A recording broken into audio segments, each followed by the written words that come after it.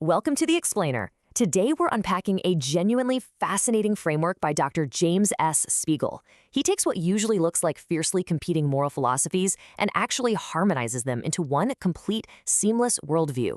Listen, if you've ever felt totally torn between different ethical systems, wondering which one is actually the right one to follow, you are absolutely in the right place. We are going to explore a model that doesn't just pick one side, but literally brings the absolute best of all of them together. Right. Let's just start with the elephant in the room. With so many philosophical models out there, which one should a Christian actually choose? Throughout history, brilliant thinkers have fought bitterly over completely different ways to determine what is good. It gets incredibly confusing, doesn't it? Like, do we just follow strict rules? Do we only worry about the consequences of our actions? Or is it really all about who we are on the inside? Well, to answer that, we're going to follow a quick four-part roadmap today. First, we'll look at the eclectic moral model itself. Second, how Christ is the perfect synthesis. Third, how secular insights point to divine truth. And finally, our sources of ethical knowledge. Let's get right into it. Part 1. The eclectic moral model and its 3 pillars of ethics. Dr. Spiegel makes the argument that we actually don't need to throw out classical philosophy to build a solid theological ethic. Actually, it's quite the opposite. We need the best insights from 3 distinct pillars to get the full, robust picture. So pillar number 1 is utility. Think of figures like Jeremy Bentham here. The idea was essentially doing moral math, focusing entirely on the consequences of our actions, trying to maximize the beneficial outcomes and minimize harm. Now, it's pretty easy to assume that Christianity doesn't care about outcomes, right? But from Old Testament case laws all the way straight through the New Testament, there's repeated intense attention given to exactly how our conduct affects other people. That concern for maximizing the good and minimizing harm is undeniably baked right into the text. But hey, consequences aren't everything. And that brings us to pillar 2, deontology. This focuses heavily on absolute duty. And honestly, this perfectly mirrors the massive emphasis on rules, commands, and justice that we find in Scripture. Whenever you think of the 10 Commandments or divine decrees, you are thinking deontologically. This domain is absolutely indispensable because it deals with strict obligations, inherent rights, and those clear-cut rules that simply have to govern moral behavior no matter what the outcome is. Then we've got the 3rd pillar, virtue ethics. This shifts gears completely away from both outcomes and rules and focuses squarely on internal character traits, things like courage, generosity, patience, and self-control. This perfectly matches what the Apostle Paul so vividly calls the fruit of the Spirit in Galatians. Because, at the end of the day, it's not just about what you do or what happens as a result. It's about the kind of person you are when you do it. It's a deep internal drive to foster genuine moral character. Which brings us to Section 2, Christ, the perfect synthesis, and how he fulfills these 3 domains. We've established these 3 totally distinct pillars, so the obvious question is, how do they actually fit together without constantly contradicting one another? How can any ethic focus on absolute rules, maximizing good consequences, and prioritizing internal character all at the exact same time? Well, when you lay out the core concepts alongside biblical reflections, it proves that the Bible doesn't just pick a favorite theory. It actively teaches all 3 domains. It's so cool how neatly the biblical narrative aligns here. Old Testament case laws and historical results, they teach us about consequences and utility. The divine commands, they teach us about duty and strict rules. And that focus on the fruit of the Spirit and heroic portraits, that teaches us about character and virtue. The Bible is a deeply multidimensional ethical text. And this is where Spiegel's model absolutely shines. Jesus Christ is the ultimate fulfillment. He's the only perfect synthesis of all this. When we look at Christ, that philosophical tension just vanishes.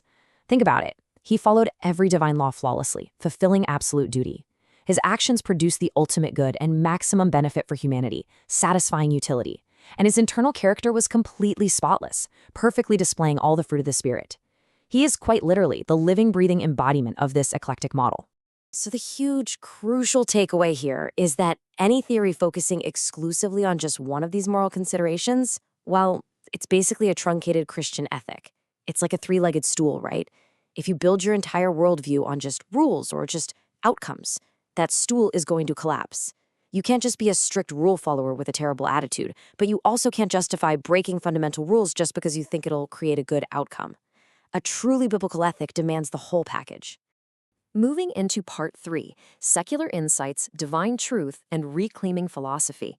Once we actually grasp this complete model, we can look back at secular philosophy and realize, hey, These thinkers weren't completely off base. They were actually stumbling upon genuine divine truths. We really don't need to be afraid of secular insights because we can see how they secretly point right back to a creator. Take Immanuel Kant, for example. Massive champion of duty. He famously admitted that you literally cannot have a working moral system without God, immortality, and freedom anchoring the whole thing. Just think about how profound that is for a second. A secular giant like Kant realizing that, without God, there's no ultimate judge to hold us accountable. Without immortality, well, we don't survive to actually face that final judgment. And without freedom, we can't even be held responsible for our choices in the first place. His entire secular system of duty absolutely requires a divine foundation of function.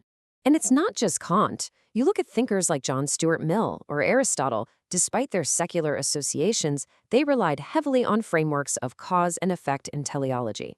I mean, Aristotle's whole idea of a purpose-driven universe where everything has a specific teleological design and an end goal actually scratch that. It demands a purposeful creator to make any logical sense.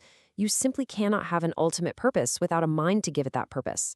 They were observing the design of the universe, which ultimately demands a theistic foundation.